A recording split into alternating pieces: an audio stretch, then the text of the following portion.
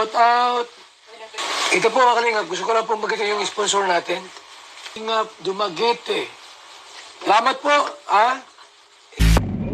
Kalingap Dumaguete. Kalingap Dumaguete. Ay, baka may Kalingap Davao dyan. Hello sa lahat. Kumusta po kayo? Pasensya na, hindi ako naka-reaction ng dahil 'di ba nag-stop muna kunti yung reaction. Pero ngayon, yung sa live po ni Rab na pwede naman kaming maliliit na reaction. So, maraming salamat ulit sa lahat ng ating mga suporta sa ating channel at sa lahat ng Kalingap at of course kay Kuya Val Santos Matubang, kay Kalingap Rab, kay Ate Edna Vlogs. Of course, suportahan natin at wag nating skip ang mga ads, panoorin natin lahat at i-share din natin.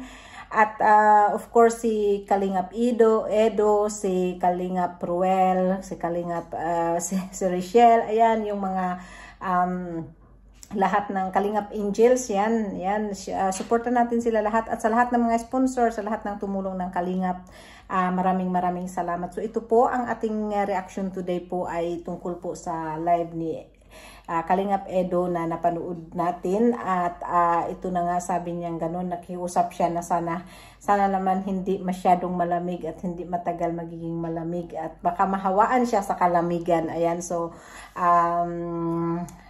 totoo, talaga naman lahat tayong tao may mga pinagdaanan at so hintay lang tayo mga fans, wag kayong mag-alala, darating din yung panahon na nandyan na rin si Erica. So kasi maraming nagmamahal sa kanya, alam ko sa mga ina-upload kong video na nakikita ko yung mga comments na namimiss nyo, wala naman talagang sinabing hindi na babalik, di ba?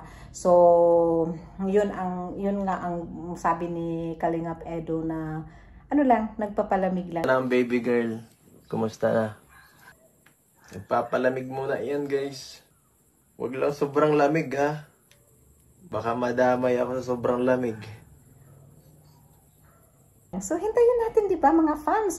At nakikita niyo naman minsan naglalagay ako sa short ng so makikita niyo pa rin si baby girl natin kasi mahal natin siya at saka lahat ng mga Kalingap. Kaya suportahan natin palagi ang Kalingap, 'di ba? So maraming salamat, God bless at I love you all. Bye.